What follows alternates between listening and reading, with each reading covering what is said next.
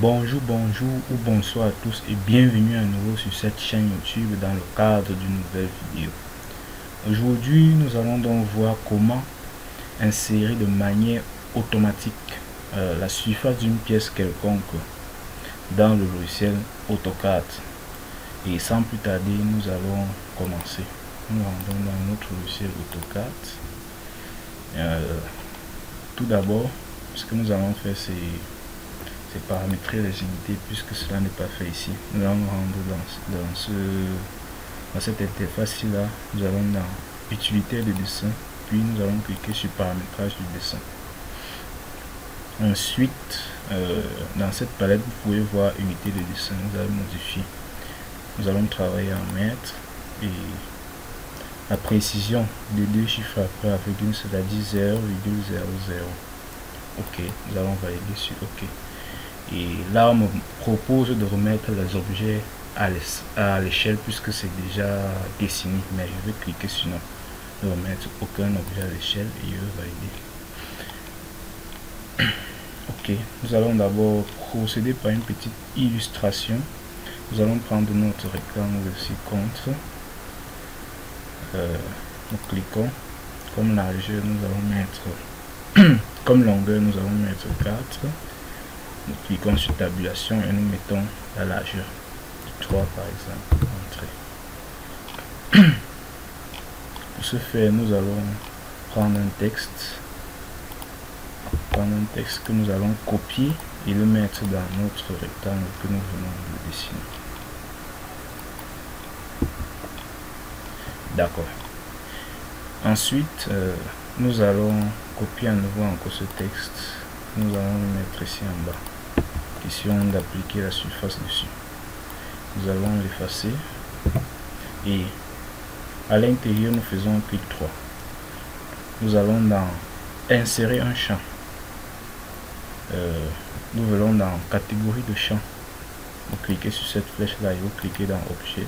Dans objet, vous cliquez à nouveau dans objet et là, ce type d'objet, vous pouvez voir cet élément avec le curseur si vous cliquez dessus. Et ça va vous permettre de cliquer sur votre pièce. Oui, votre pièce que vous avez cliqué dessus. Et là, vous pouvez également voir la surface de notre pièce dans aperçu qui est le 12. Mais puisqu'il n'y a pas limité, c'est à nous maintenant de paramétrer. Nous allons dans format supplémentaire et comme préfixe, nous allons mettre R 2 points. Et comme suffixe, nous allons mettre mètre carré, puisque c'est en mètre que nous travaillons. Nous validons non sur OK et comme vous pouvez le constater, l'aide de notre pièce a été paramétrée automatiquement avec succès.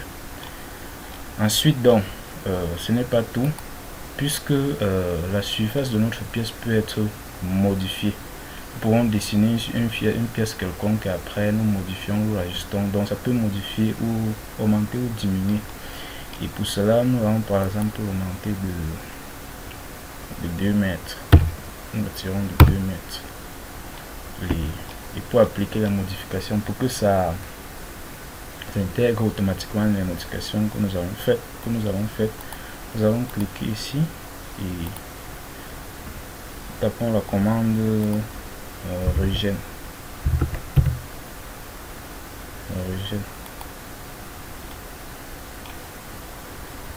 Et vous voyez que ça a modifié automatiquement, c'est-à-dire notre pièce est passée de 12 mètres carrés à 20 mètres carrés. Ok, nous allons appliquer donc cette fonctionnalité pour une pièce quelconque de notre plan que voici. Que vous voyez que c'est vraiment réel. Donc nous allons aller dans séjour, nous prenons ce rectangle ici, que voilà, et nous le plaçons là.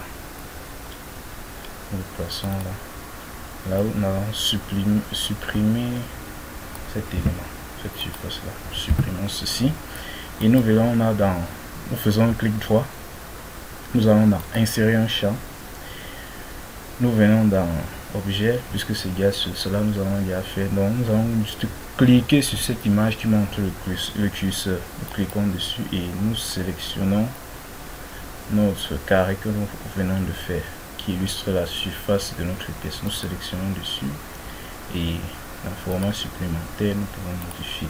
C'est-à-dire, comme préfixe, nous allons mettre R, 2 points.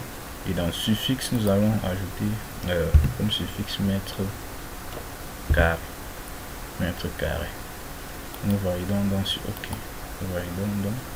Et vous pouvez voir que l'aire de notre pièce a été modifiée. C'est joué maintenant de 28,59 mètres carrés, paramétré de façon automatique. Ok, chers amis, c'est ici que prend fin ce tutoriel. J'espère que cela vous a intéressé et si c'est le cas, n'oubliez pas de nous encourager en vous abonnant pour ne rater aucune de nos prochaines vidéos et à la prochaine.